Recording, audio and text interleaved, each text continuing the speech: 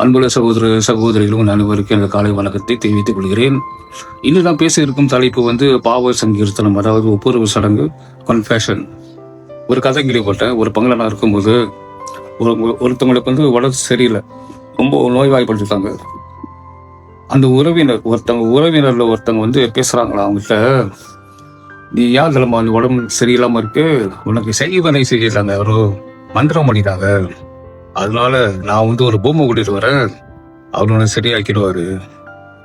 வீட்டு உள்ளவங்களாம் சொல்றாங்க, அதெல்லாம் சரியில்லை, அதெல்லாம் நம்ம திருச்சபைக்கு எதிரானது, இயேசு கிறிஸ்துக்கு எதிரான செயல், இது பாவம் அப்படின்னு சொல்றாங்க. இல்ல இல்ல பரவாயில்ல, நம்ம பிறகு பாவம் சங்கீர்த்தனத்துக்கு போய் அங்க பாவ அறிக்கை செஞ்சுக்கலாம் அப்படின்னு சொல்றாங்க. சொன்னாங்க இன்னொரு பங்குல ஒரு பொறுப்புல இருக்கிறவங்க, பங்குல ஒரு குழுவுல வேலை செய்யறவங்க, தேர்ச்சுக்கு போறவங்க, கத்தோலிக்க மக்கள், ஆனா இப்படி பேசுறாங்க. அப்ப பாவ சங்கீர்த்தனுக்கு போய் எல்லாம் கழியுமா, எல்லாம் ஓகே ஆயிருமா? ஏன் பாவ சங்கீர்த்தனமா?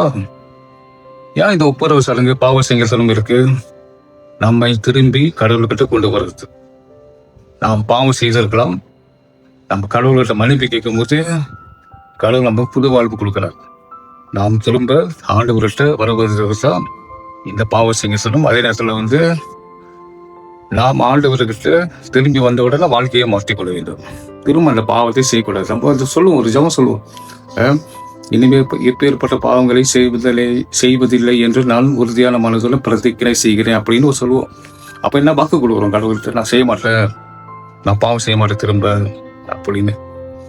அப்ப சில பேர் பாக்குற, சில பேர் நினைக்கிறாங்க, என்ன செஞ்சாலும் பரவாயில்ல, என்ன பாவம் செஞ்சாலும் பரவாயில்ல, அதான் பாவ சங்கீர்த்தனம் இருக்குது, அங்க போய் கடவுளை சொல்றோம், கடவுள் மன்னிச்சிருவாரு, அதோட நம்ம திரும்ப வாழ்க்கைய அதே மாதிரி வாழலாம். அப்ப பாவ சங்கீர்த்தனம் அது வாஷிங் மிஷினா? என்ன செய்ய வேண்டியதெல்லாம் செஞ்சுட்டு, என்னென்ன பாவம் செய்யணுமோ செஞ்சுட்டு கடைசியில அங்க போய் கடவுள் கழுவிடுவார், வாஷிங் மிஷின் மாதிரி. இது தவறான புரிதல். இது பாவ சங்கீர்த்தனம் இல்லை. பாவ சங்கீர்த்தனத்துக்கு போனோம்னா கடவுள் மன்னிக்கிறார். ஆமா, இறக்கமுள்ள கடவுள் மன்னிக்கிறார்.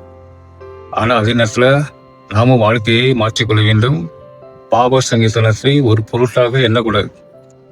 நம்முடைய சொந்த இஷ்டத்துக்கு கடவுள் நம்மளுக்கு புது வாழ்வு கொடுக்கிறார். அப்ப அதை ஒரு கருவியா பயன்படுத்த முடியாது. ஆகவே நம் வாழ்க்கையை மாற்றிக்கொண்டு உண்மையான இறை வாழ்வை வாழ ஆண்டவர் அழைக்கிறார் இந்த பாவ சங்கீர்த்தனத்துக்கு வழியாக.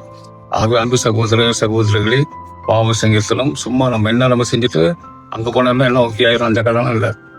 நாம் வாழ்க்கையை மாற்றிக்கொள்ள வேண்டும். நாம் வாழ்க்கையை மாற்றிக்கொள்ளாவிட்டால் கடவுளுக்கு எதிராக பாவம் செய்கிறோம்.